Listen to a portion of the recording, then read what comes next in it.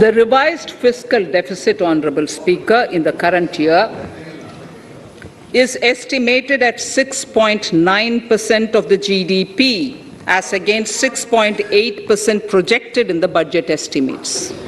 The fiscal deficit is in 22-23 is estimated at 6.4% of the GDP, which is consistent with the broad path of the fiscal consolidation announced by me last year to reach a fiscal deficit level below 4.5% by 25-26. While setting the fiscal deficit level in 22-23, I am conscious of the need to nurture growth through public investment to become stronger and sustainable. I will now move to Part B of my speech.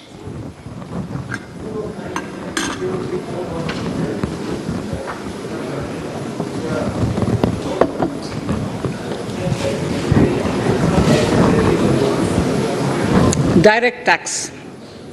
Honourable Speaker, sir, I take this opportunity to thank all the taxpayers of our country who have contributed immensely and strengthened the hands of the government in helping their fellow citizens in this hour of need. So I have brought in a little verse from the Mahabharata. I won't spend more time reading because I would like the speech to get enough time. However, the substance of it is the king must make arrangements for yoga kshema, which is the welfare of the populace, by way of abandoning any laxity and by governing the state in line with dharma, along with collecting taxes which are in consonance with dharma. This is Mahabharata Shanti Parva Adhyaya, Shloka 11 from 72. Drawing wisdom from our ancient texts, we continue on the path to progress. The proposals in this budget, while continuing with our declared policy of stable and predictable tax regime, intend to bring more reforms that will take ahead our vision to establish a trustworthy tax regime. This will further simplify the tax system, promote voluntary compliance by taxpayers, and reduce litigation. Introducing new updated return. India is growing at an accelerated pace and people are undertaking multiple financial transactions.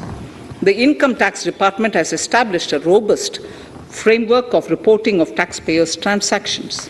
In this context, some taxpayers may realize that they have committed omissions or mistakes in correctly estimating their income for tax payment. To provide an opportunity to correct such errors, I am proposing a new provision permitting taxpayers to file an updated return on payment of additional tax. This updated return can be filed within 2 years from the end of the relevant assessment year.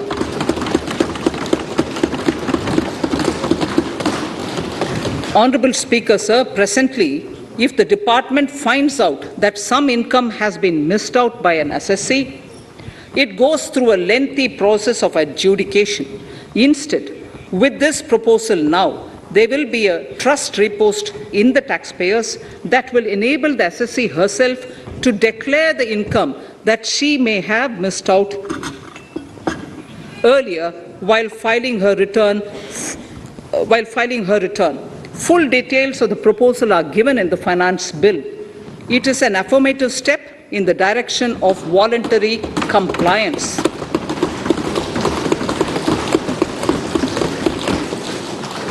Reduced alternative minimum tax rate and surcharge for cooperatives.